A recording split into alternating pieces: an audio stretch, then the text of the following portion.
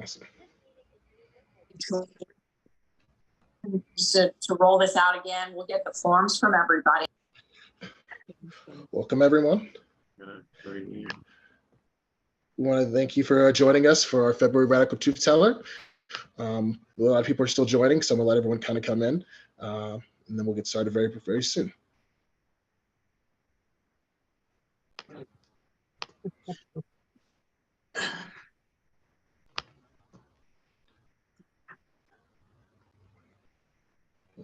For people. Okay. So as people join, I just want to introduce myself. My name is Josh Garborough. I'm an operations organizer and a digital organizer with the Truth Telling Project. I have been working with the organization for about 2 years, and a lot of our members are on the call right now, so I'll let them introduce themselves. Thanks, Josh. I'm Melinda Salazar, co-director of the Truth Telling Project, along with David Ragland, and it's awesome to be here tonight, and I welcome you all. Rachel. Hey everybody, Rachel. Most people here probably know me, besides my coworkers, probably know me as Red. Hi. I also do operations for the Truth Telling Project, and I work with these two other lovely humans, Joshua and Melinda. And welcome, Kerwin, and all of our friends and supporters.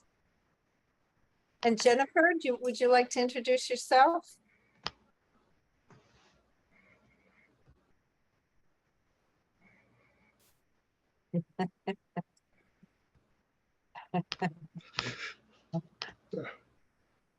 Don't know Jennifer's there, but oh, there we go. We don't hear you.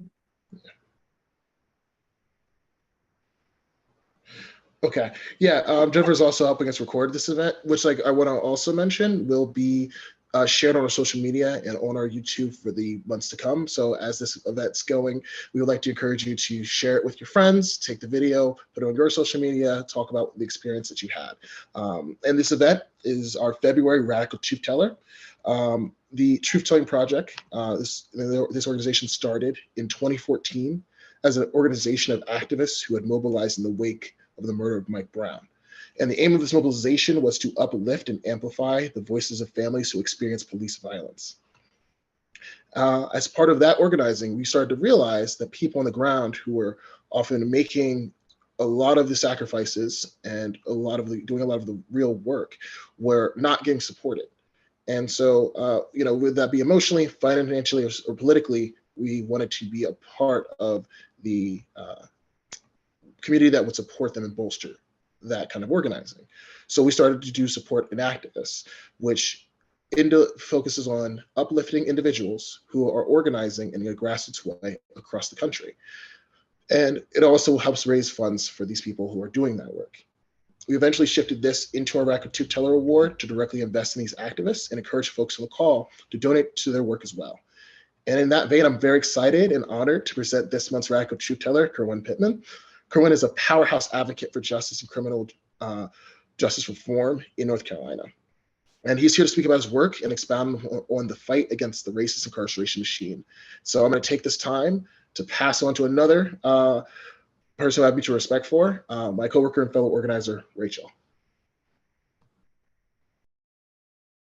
Hello, everybody, again. I want to do a little introduction for Kerwin. I know he's going to tell you a lot about himself as well, but I wanted to give y'all a little bit of an intro. I've been working with Kerwin for years now.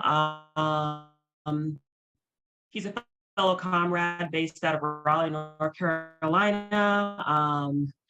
He's pretty much together in action in our social justice community. He strives and continues to succeed in his mission to advocate for those who are incarcerated, those who also have been informally incarcerated, and those who are at risk of being incarcerated, as well as people who are affected by police brutality in North Carolina. He is the founder and executive director of Recidivism Reduction Education Program Services, Inc., aka REPS, which is a nonprofit whose goal is to reduce recidivism rates in North Carolina. He is the director of policy and programs for Emancipate NC, and sits on the NC Task Force for Racial Equity and Criminal Justice in the Criminal Justice Committee, and is a member of the State Reentry Council Collaborative. Without further ado, I would love to give this amazing human his time in the spotlight and let him grace us with his presence. Thank you and congratulations, Kerwin. First and foremost, I'd like to thank you guys for allowing me this great opportunity to be recognized as a radical truth teller. Often I do the work and don't really take a look at the impact of things I've done and measure the impact so much because I'm continuously doing the work because injustices are steadily occurring. And so it is great to be recognized for some of the work and allow me to stop and take a breath and just look back on some of the things that I've accomplished and pat myself on the back. So I definitely thank you guys for this opportunity to be recognized. So full disclaimer, I'm actually on a vacation, y'all. And as we know, as an activist, organizer, freedom fighter, we're gonna always be doing something, checking emails even on vacation. And so I'm actually taking a little pause.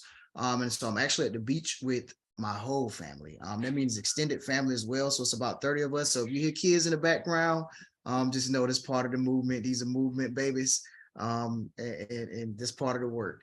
And so a little bit about myself. Is great to see some of my fellow comrades on the screen. I cannot thank them enough for the hard work and tireless effort that we do to combat structural racism across North Carolina.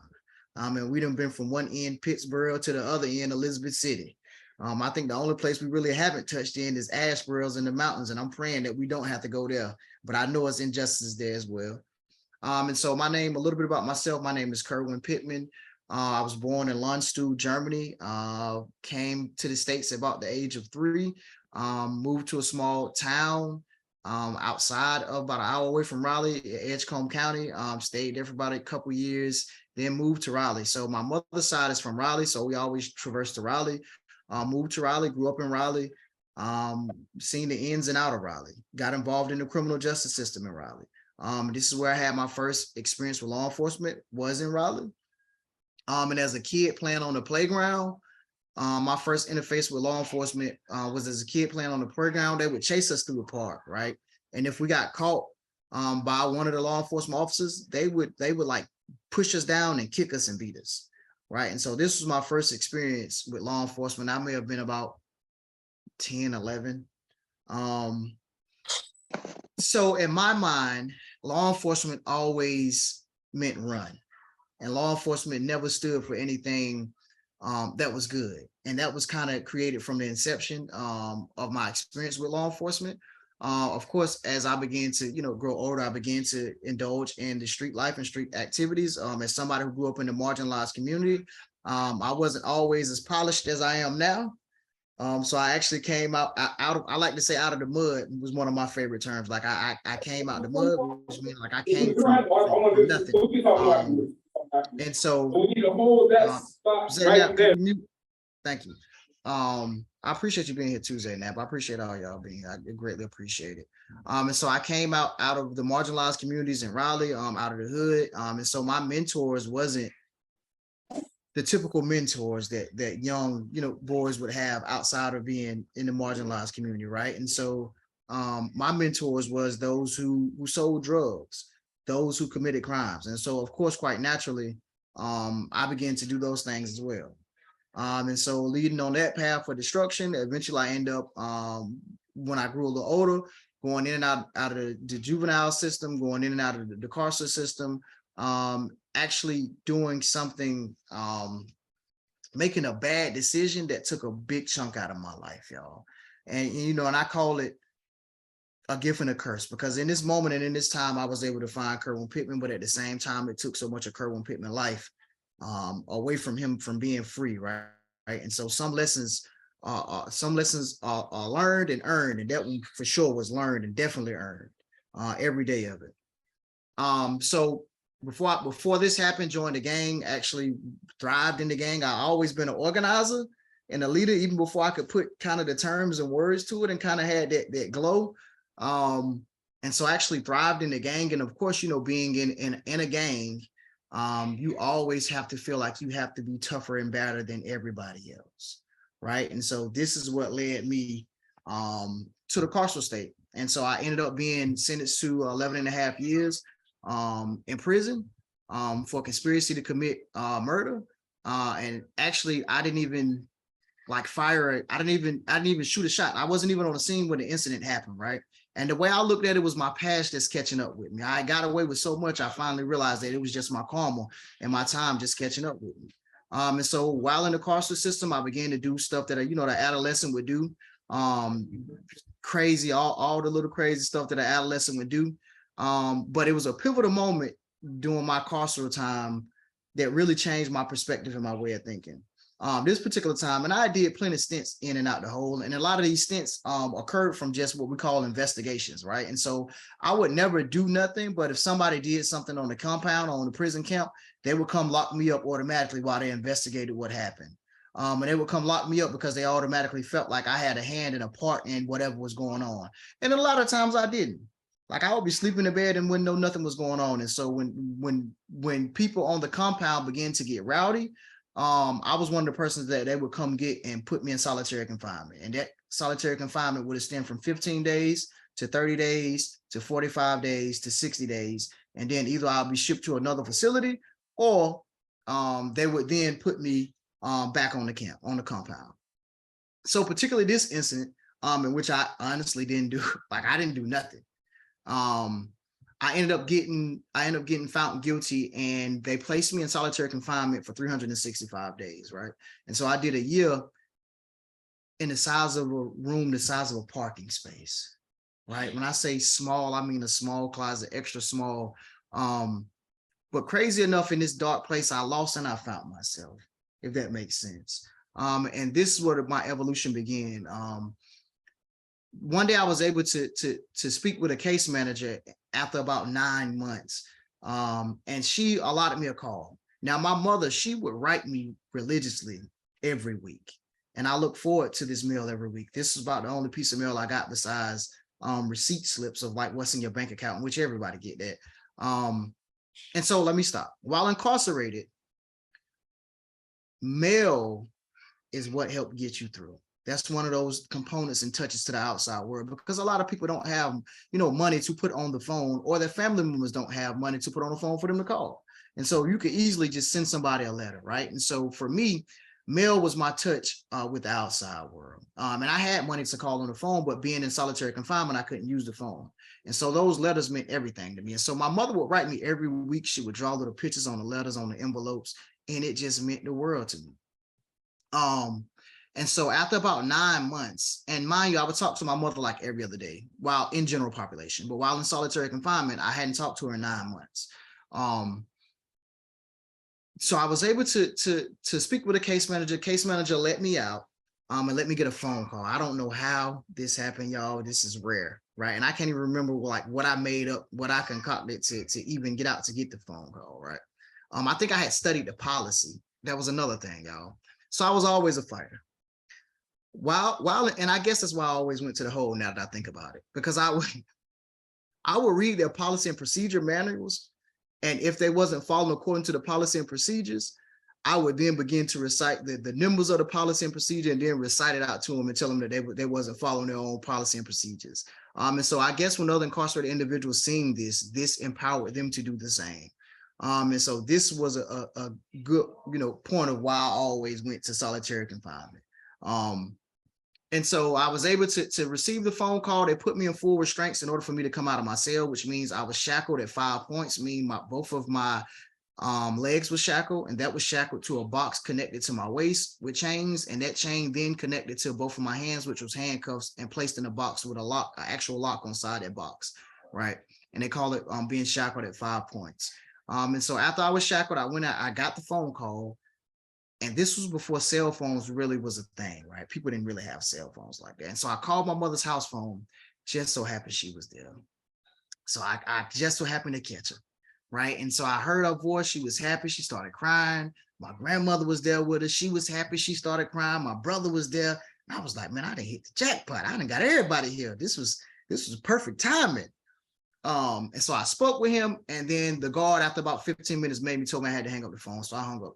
But when I went back into my cell and he was taking the shackles off of me, it began to click.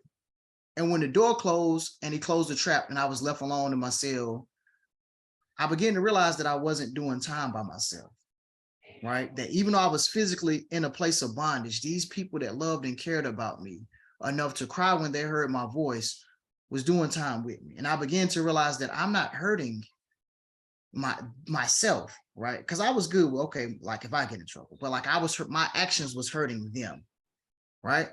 And so for me, that's when I began to really look at who Kerwin Pittman was and you know, where Kerwin Pittman wanted to go as a person. And so at that point, I began to study immensely. Like I began to read everything. Reading was my escape from solitary confinement.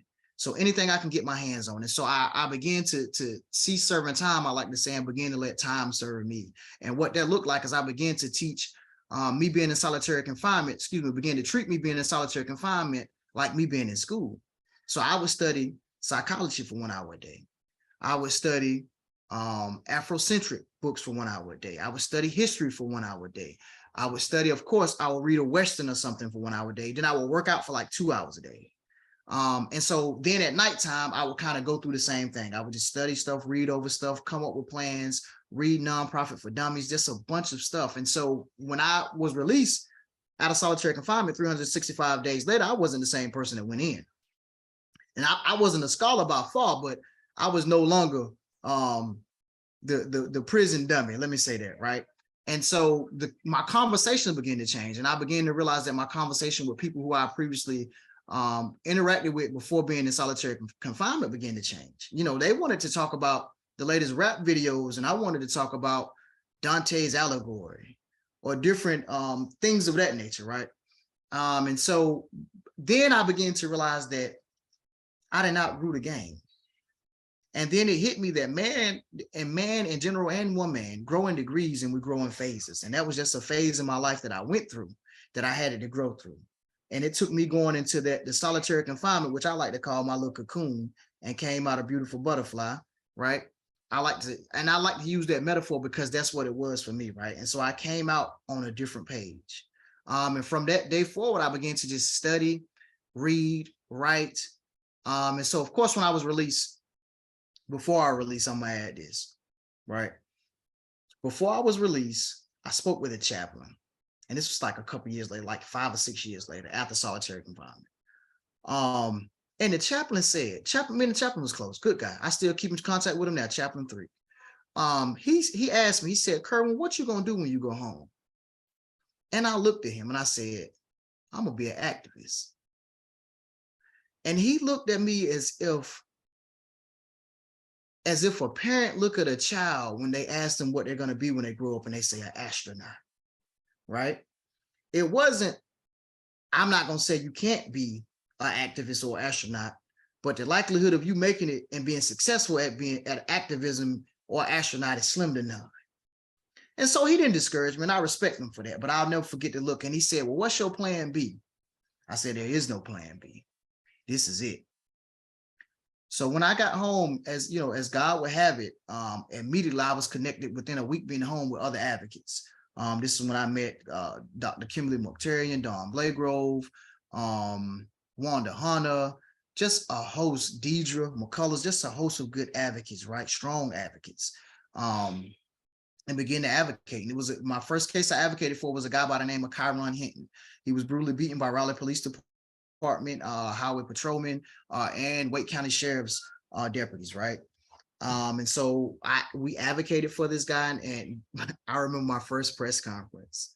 Like I was so nervous. I had a piece of paper in my hand and that was just shaking like a little leaf in the wind, right? Looking back now and like the confidence I have now, right? But I'll never forget what people didn't realize was at the time of me doing that press conference, I was actually on house arrest.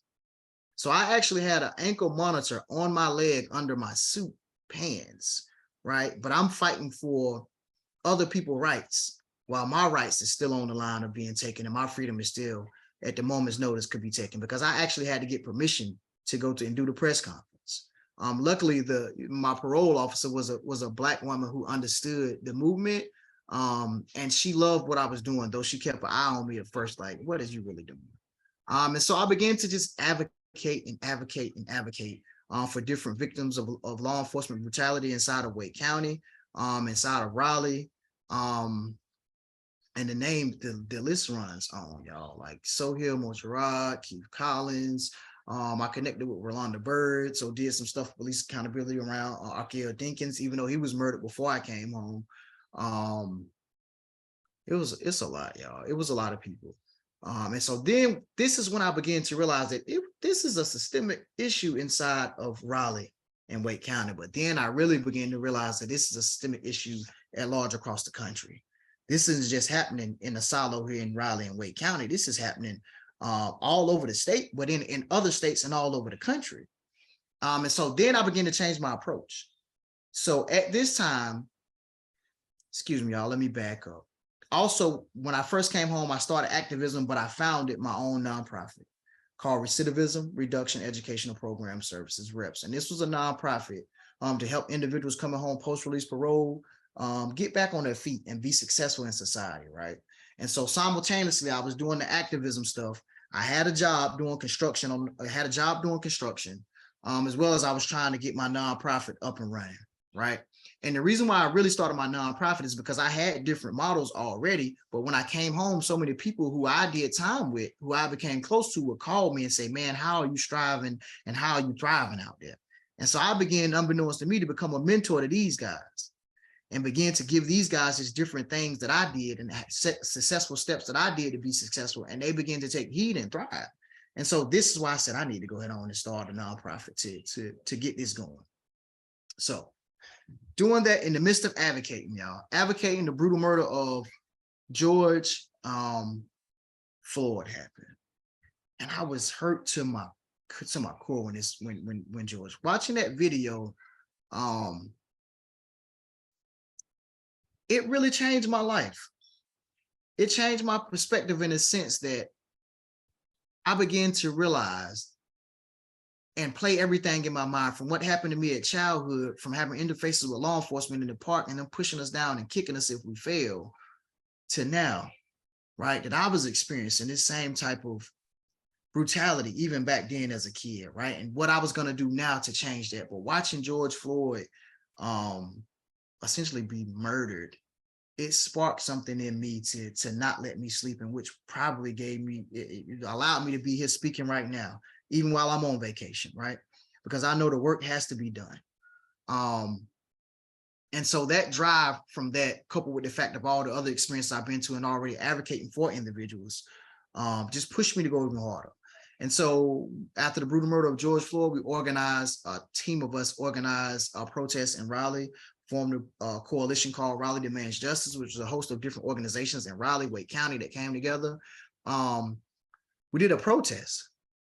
Brought out a great crowd. I remember the night before the protest, and this was the first big protest in Raleigh. Right now, I remember the night before the protest. First, I was getting messages from Stu and the team. Shout out to Stu team. Love you, Stu. But Jeremy, Ray, love y'all, man. For y'all 10 toes down, but now everybody's been there. Elizabeth. But so just getting messages about, different stuff that's going on, white supremacists are coming, is going to infiltrate the crowd. And so I didn't know what the crowd would be like. And so I remember I did a news interview the night before, and Joel Brown, the anchor, asked me, he said, how many people do you expect? I said, maybe 150, 200. I said, all right. So when I bent the corner the next day, man, it was so many people as far as the eye could see. Like I literally had to get somebody to walk me through the crowd in order to get to the front to be able to begin speaking. And so speaking to these individuals was great, man. It just empowered me to be impactful to these individuals and to be able to help these individuals and steer these individuals in the right direction, right? So of course, the demonstration is going good, but of course, Raleigh Police Department's incident happened. They began to shoot tear gas into the crowd, shoot rubber bullets into the crowd. I had to get evacuated out of there because the only thing I could think of is I'm going to get shot in the head with a rubber bullet. As soon as Raleigh Police Department identified me in the crowd, I know I'm getting shot in the head with the rubber bullet. And so, of course, by the time I was evacuated out of there, it was going down. And so I actually went home and turned on the news. When I turned on the news, man, downtown was in flames. They had it on fire, right? And I was looking like, man, this is the will of the people. And so I'm never the type to condemn anybody for how their form of demonstrating and their form of releasing their anger and their frustration, right? But I knew that I might be going to jail, y'all, because I studied a little bit of the law, right? So I said, okay, well, this inciting a riot, so I might be going to jail. But when I woke up the next morning and turned on the news and seen the police chief of Raleigh at the time, then Cassandra Deck Brown, and the mayor, who was reelected, Mary Ann Baldwin, is terrible, giving a press conference saying what happened, but in a split screen had me on the other side leading the people. I said, oh, I'm going down. I said, I'm going down. I'm going to jail. And so I was waiting for, the police to come. And so a couple hours later, I received a phone call from one of Governor Cooper's advisors. They said, Governor Cooper wanted to meet with me. I said, oh man, I'm about to do Fed time now. So this is no longer me doing time on state, this Fed time. The governor want to meet with me. But lo and behold, so they tell me what I had to do. I had to get some, give them my name and some other stuff. And so we met at the Emergency Management Center. And when he seen me, he said, Kerwin, I just want to let you know personally, I've been following your work. I admire your work, but I want to let you know personally that Black lives do matter to me. Y'all, I ain't gonna lie, it shocked the hell out of me. Excuse my language, y'all, but it shocked me. And I know he could see it in my face, like I was taken aback. And so from that day forward, we sat down and had a conversation, a larger group of us with him, about what could be done inside North Carolina to combat these racial inequities, not only just in with law enforcement, but in the whole criminal justice system as a whole. And so out of that conversation born the Task Force for Racial Equity and Criminal Justice, to which he later asked me to become a primary member of this task force. I accepted through this task force. We was able to put down different legislations like Senate Bill 300 and different stuff for duties to intervene, no hog time, though I would have hoped that, this legislation would have been like ended systemic racism and police brutality inside of North Carolina. It didn't, because then I began to realize the key players inside of this game, right, that we was playing. And it was these different associations and these different lobbyists. You got the Police Benevolence Association, you got Teamsters, you got the Conference of District Attorneys, you got the Sheriff Association. These was the people that had the power over these legislators and still do now to sway them to put whatever provisions and legislations they want to come in, right? But this was also a point in my time where I realized that the power was in the policy and making the policy hold these people accountable, right? And so we had to get something on the book in order to be able to hold these people accountable to something. And if they didn't, to call it out, right? So the task force, we put down great recommendations, made great connections. The task force was set to disband this year, but it was actually extended. It was actually extended to another 4 years until 2024. And the governor asked me to join again recently. But this time we're going to be focusing on a host of other different things, but I still want to push the other recommendations forward and continue to combat racial inequities in North Carolina. As of late, I'm still advocating, still on the ground, boots on the ground, y'all. Advocated for a host of other people, y'all, that I don't even like. Man, it's just been so many, y'all. At this point, the faces, it's hard to remember. It's just names. So the latest individual we advocated for was Daryl Williams. This was a guy in Raleigh, North Carolina, who was essentially tased to death by Raleigh Police Department through a process they're now calling proactive policing or proactive patrolling, which we know is AKA Raleigh's own stop and frisk, as I've been calling it. Come in, you have an excuse when there's no excuse to come into marginalized communities and hey, what you doing? What you got in your pockets? I smell weed. And of course, any type of pushback, I smell weed. I got probable cause to search. Right. And so this is what we're seeing taking place. And this has been going on. It's just so happened this time now it resulted in someone's death. Right. And so now we're trying to highlight the fact that proactive patrolling, proactive policing is nothing more than racially profiling the marginalized communities, looking for what we like to term low-hanging fruit, in which they like to term the easy targets. For policing. And so this is one of the things we're advocating, but also at the same time advocating for how these tasers are used. Also essentially trying to get justice for Daryl Williams. This man was essentially electrocuted to death. right? So tasing is electrocution. So this man was essentially electrocuted even after he screamed out that he had a heart problem. They tased him again, right? And so reading on their policies and procedure, they're not supposed to tase anybody while they're running away. And clearly I seen that they was trying to tase this man and he was running away. But I you know, I'm not gonna get too much into the particulars of that case, but that's the latest victim of police violence who, you know, we've advocated for. And you know, my community of comrades, we definitely rallied. We had a protest not too long ago, shut the streets down. I thank y'all again. I take my hats off to y'all because, you know, it's the team that's no longer, you know, it was never just the Kerwin Pittman show at all, right? I just realize and know and understand that without great people behind you and supporting you and playing their role in their position, that this movement is not going to be moving. We're going to be stagnated, y'all. And I don't want people to confuse movement with progress, right? Because those are two different things. Just because you're moving on me, you're making no progression. But with the team that we're doing, I believe that we're honestly making progression in Raleigh. And you know, just looking back on our wins, we have them now instituting a 5-day report, which at one time when Cassandra Deck Brown, the last police chief, was in position, she wouldn't even tell us what was going on. And so we made them come up with a 5-day report. We made them do de-escalation policies, which they don't follow, in some BS. But now we got something to hold them accountable to. They did a police accountability board, which we advocated for, and they screwed us over on that, but we're trying to go back and redo that at the same time. And so right now, at this point in time, this point in history, this is where Kerwin Pittman is. And Kerwin Pittman realized that the power is in the policy, but more so putting the policies on the book to hold these people accountable, right? And whatever that policy may be that's effective for the people at the time, I'm going to advocate and push for, as long as it's not funding the police. Now, everything to, you know, move away from policing in this time, Kerwin Pittman is advocating for. And I just know I got to be the person to address the elephant in the room when I'm in certain rooms and position. I realize that I'm in a unique position. I'm just as impacted, just as involved, a guy that did 11 and a half years, and one day could be sitting with the Attorney General and Governor Cooper, telling them how the police ain't shit, you know, eloquently, but also telling them how they ain't doing shit and they need to put policies in place to do this and use some executive orders and powers and clemency to let these people out of prison. But also the next hour I may be down there in the same hood that I grew up in, on the block with individuals who are still out there, you know, just caught up in that lifestyle, breaking the terms down for them so they can understand what's going on and taking their gripes and grievances from grassroots to grass tops, right? And so I always say that I moved from protest to being on the streets, grassroots, to policy change, to being grass tops, because this is where I realize my power lies. And so I'm just blessed to be amongst you guys. I'm not supposed to be here statistically. Kerwin Pittman wasn't supposed to make it, and I'm not a unicorn by no means, right? And I don't like to consider myself a unicorn. I just consider myself blessed.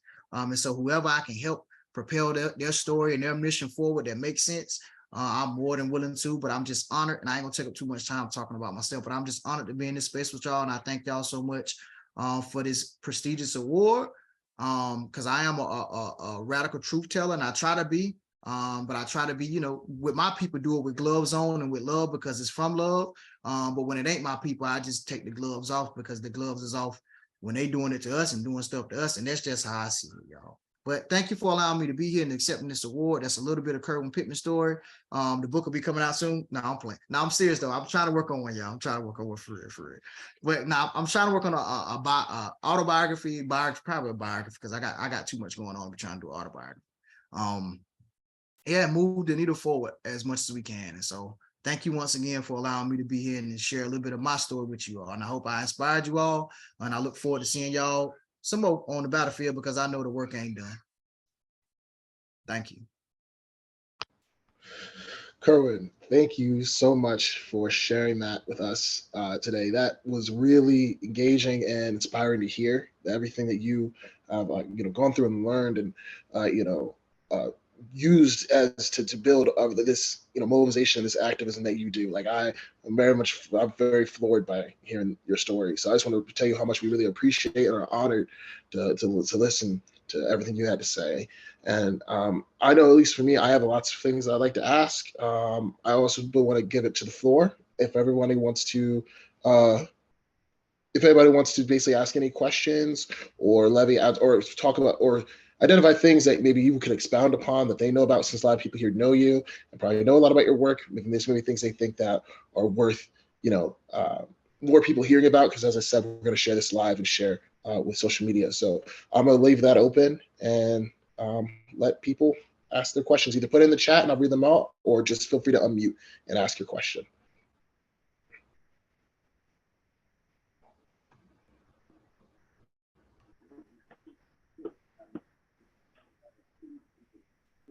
I'd like to use my voice to just say thank you, Mr. Pittman. Your experience is beyond moving. And I think you said everything that we need to hear as far as what to do and how to help.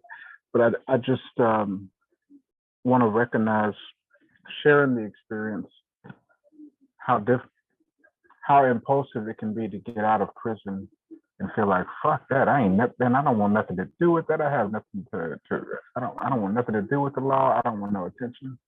And I appreciate you developing and using your voice on behalf of people who, in many cases, don't have the development or the opportunity to connect with us personally. So I want to say thank you for that. And that's all that I have.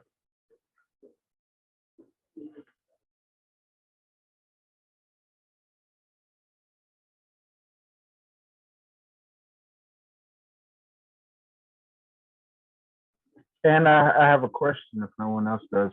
How can we contact you directly? Can we email you, or is it best to do it through the website that you connected us with, the Emancipate website?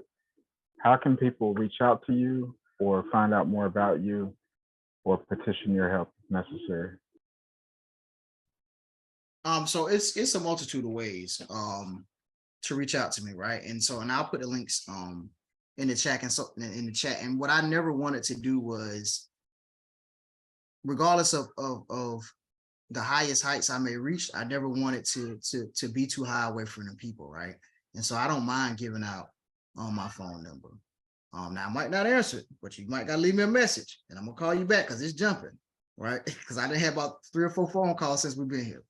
But I'll definitely circle back around to you. So what I'll do is I'll put my number in the chat and I'll put my email address in the chat as well. Always feel free to utilize it and pass it along to those who are coming home from prison, post-release parole, those who may need a little advice, those who may need some guidance with something.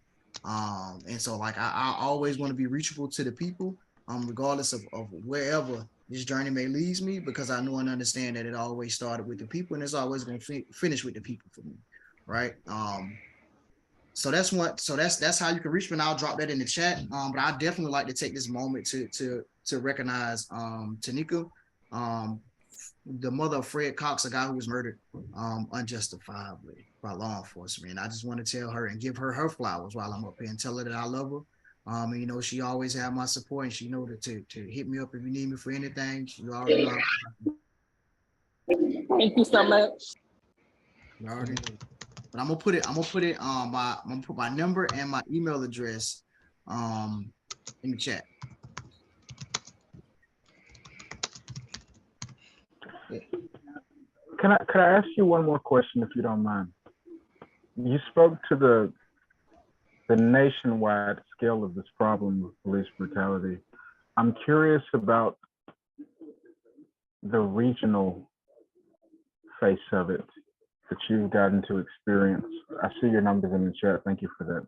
I'm curious about the regional, because I'm from the Southeast. I'm from Nashville. It's pretty much down the street. It's 40 takes you into North Carolina, and there's a flavor, if you will, of police brutality that seems to be unique to the South that I don't see anything paralleling it in the North. So for people who don't live in the South, can you explain what that face looks like? Can you explain it, or can you elaborate on it not being a very overt or public presentation of injustice, but it's a very go with the flow, this is how we do things. The sons and fathers and grandfathers are all in the police, the same sheriff's department or parish department, and you get this continual resistance towards the natural progression of society and law by this very archaic system in a way that is special to the South, maybe just because of the size of the police departments and the sheriff's departments. But can you give us some insight on what it's like in North Carolina? And so the way I see it, in all honesty, and we know systemic racism and injustice, particularly in the criminal justice system and period, right, in all systems, right, because it's institutionalized, like it's systemic in all systems, right. But particularly in the criminal justice system, the way I see it is how it was in slavery, right. And so we know those further north was first to release, to start freeing slaves, and those in the South was the last ones, right. They fought tooth and nail to hold on to their slaves. Right. And so that's how I see it. And you're going to see the North kind of have a culture of being more progressive in some instances. And those systemic racism is still deeply woven into those institutions. They're going to, portray some semblance of being more progressive, where in the South, when you got the good old boys, they don't care. And so when you have, Speaker of the House like Tim Moore right now, who's reintroducing a bill that was vetoed last session, HB 805, which was an anti-riot, anti-protester bill that we know that specifically does nothing but target people like me, marginalized people who are just trying to organize, strategize, organize, and mobilize the people, just trying to find ways to charge us with felonies. You're going to see people racist with deep racist intent who are in positions of power in the South, and they don't want to give that power up.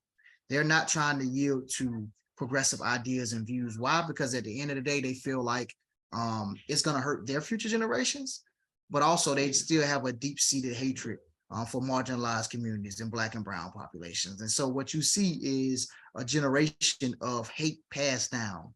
And it's passed down in the North too, don't get me wrong. Like, you're going to see racism up there as well. But in the South, ain't nothing like the South, right? In the North, they got a way of sugarcoating it and covering up their shit. But in the South, it's shit. Excuse my language, y'all. I'm a radical truth teller, so I might cuss a little bit. But in the South, you're going to know it's Go shit. ahead. Go ahead. Okay, in the South, in the South, they ain't trying to cover up their shit. You're gonna smell it. And this is what you're seeing play out in different institutions in the South, but particularly in law enforcement, right? And those codifying law enforcement actions. Another trend, right, that we've seen, regardless of how progressive the North portrayed to be, right, and the South want to be, we still seen last year one of the deadliest year, if not the deadliest year, I believe, of law enforcement brutalities and murders on marginalized community and just people as a whole. And this was after the George Floyd. This was after we was in the streets pushing for change and hitting the ground hard and strategizing and organizing and then mobilizing. Right, you still seeing this overkill of our people to say, you know what, if these people are not holding us accountable, then it's free will and it's free game. And you can hoop and holler all you want, but until it's a policy or legislation in place to put me in check, I'm gonna keep doing it. And this is what you see. And so you see these different legislators codify these different officers' actions by not holding them accountable, and police chiefs by not holding these officers accountable. And so this is happening more in the South, to whereas as you go, further north, sometimes, retribution is a little swift for those officers, but make no mistake, it's the semblance of swift, right? Because we know and understand when the Black officers do something versus when a white officer do something, right? And I'm gonna show you systemic racism even when it comes to law enforcement, right? We notice the difference between when a Black officer do something egregious and a white officer do something egregious. We noticed that the latest police incident, you ain't seen no police unions come out and issue no statements trying to back these Black officers. And I by no means am saying that these officers are anyway should have less retribution because they're Black, right? And by no means, right? Because I already know it ain't no good cops in the racist system. The whole tree bad. I don't give a damn what apple fall from it. The whole tree is poison, right? But I'm just showing you a picture of different ways that systemic racism play out even in the form of law enforcement and rank and file in law enforcement and a thin blue line. And so to answer your question, I know that's a long ass explanation, but for short, I look at it like how slavery was. In the North, they was more progressive and quick to let theirs go. or in the semblance of letting theirs go, but whereas in the South, they wanted to fight for every nook and cranny before they let their slaves go, right? And so this is what you see now when it comes to accountability with law enforcement. You're seeing the same kind of culture play out and play itself out. And I hope I answered it good enough, bro. I appreciate you answering my question. It was very thorough. Kerwin, I have a question about, because you'd mentioned a number of different organizations that you're a part of. If you wouldn't mind putting the links for those in the chat, that'd be excellent. And I'm here because Red and Jeremy are people that I know who are very involved and sending me here. But I would love, like there should be more people here, like we should be putting this out. And so, yeah, any links that you have that we could share, through social media or something like that for events coming up, protests, that kind of thing would be really helpful. And I just, I really appreciate what you shared about your time incarcerated and just is very timely, especially with the brutal killing of Tyree Nichols, and just like all of this just feels like timely and it's here. And I was in California and I was a teen when Rodney King was beat, right? And like the officers were acquitted. So this is happening all over the country. I mean, we all know this. But anyway, even in progressive California and the North, like this is going on and has been going on for decades. So I really appreciate your sharing this. And I'm sure you've shared it many times, but it can't be easy in some ways to share about your experiences. So I appreciate it. Thank you. I have a question, Kerwin. Hey, Kerwin. It's awesome to hear your story. So I'm just thinking about sort of the dual issues of police reform and prison reform. And obviously, you had your own experience in prison, and just hearing about 365 days in solitary and how profoundly inhumane that is. And, the thing that gets us out in the street over and over is these public, basically executions of Black people that are happening. But, we don't see what's happening inside of prisons. We don't see the injustices that are happening there. And I'm just thinking about kind of what we can do in our activist communities to be more intentional about bringing those issues out into the street as well, and kind of linking the policy too about how do we push for prison reform as we're pushing for police reform. And I know that there's, we obviously talk about this a lot in the activist community about, the link between, all of these criminal justice issues and how it all needs to be kind of burned down and rebuilt, right? Because it's rotten. But I think I know, like, I feel like the public just is not educated very well about the carceral system and what it does to people when they're on the inside, because it's not visible. People are locked away and we don't see them again unless they get out. So, and can tell their story like you can, but too many people can't ever tell their story again. And you're absolutely correct, right? Before I answer the question, a good portion, right? And that's why I say I'm blessed, can't tell this story, right? So, quick story. When I was in solitary confinement for the 365 days, and in total, when I did the math, it was like over 1,000 days, like throughout the course. It's like 1,000 something days throughout the course of my incarceration. But the 365 days, the year stint, it was a guy beside me by the name of TK, Terrence Watkins. I'll never forget him. When I first came into the whole, me and TK would have conversations. Everything was going good, but eventually, TK went crazy, and so like to the point where I couldn't even have a conversation, with him, right? To the point where he was smearing like feces on his walls. To the point where he would go on hunger strikes and almost, try to kill himself. And so I say that to say that a lot of people don't get out and tell their story. A lot of people don't make it out. A lot of people are too ashamed of their story. A lot of people are actually ran, insane by the carceral state. And this, this really happens. And so that's why I say, like, I'm blessed beyond measures. And when you said it, it just made me think of when you said a lot of people are not able to tell their story. It made me think of that instance. But to answer your question, I think how advocates can begin to advocate in the space of prison reform, right, is knowing. And what I mean by that is connecting with somebody, if you're not already inside of the carceral state or inside of prison, or if not, following these groups on Facebook, right? The Facebook groups are very informative in all honesty. And so like, if I really didn't know what the carceral space looked like, I would be looking online at these Facebook groups because they're always dropping some issues that are going on and different things of that nature. I just so happen to be connected to those who are still in the carceral state and carceral state, that I can hit them on a tablet or they hit me on a tablet. But definitely these groups and knowing what's going on inside of there, right? Because one thing that we know and understand is that they're going to present like everything is peach and cream. These people having the time of their life, they fed good, they lazy, they don't do, they just eat and chill and watch TV. But you know, in all honesty, it's the exact opposite, right? These people are not fed good. They're fed low quality food. That when we had stray cats inside of the institution, we would throw them certain meat patties and they would sniff it. It wouldn't, the cat wouldn't even eat it.